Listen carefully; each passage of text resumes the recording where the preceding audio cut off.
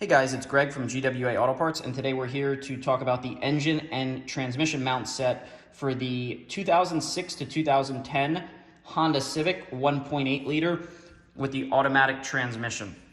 Now, this mount kit is going to be different than the mount kit if you have a manual transmission Civic. So just make sure you have an automatic transmission Civic.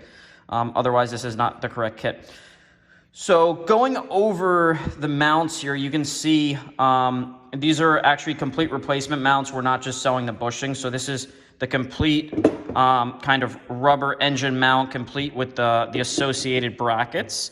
And I'll give you a quick look at all four of the mounts. So all of these mounts are a direct replacement for the factory mounts on the vehicle, meaning you just remove the factory bolts, and then install these mounts in the reverse order. Now, one thing you want to be careful when you're installing engine mounts is you want to make sure you're supporting the engine and the transmission when you're installing these. This mount is actually on the vehicle has a bolt going through here into another bracket. And if you're not properly supporting the engine and transmission when you're removing these, as you kind of pull this bolt out, the motor is going to drop down. And it's going to wedge that bolt in there, and then you're going to have a problem getting it out. So you want to make sure you kind of support the engine when you're doing that. And the best way to do that is to use a floor jack with a block of wood or a screw jack with a block of wood. And what you want to do is you want to look at the factory mount, and as you're kind of raising up that jack to support the engine and transmission, you want to look for the mount to kind of center itself up.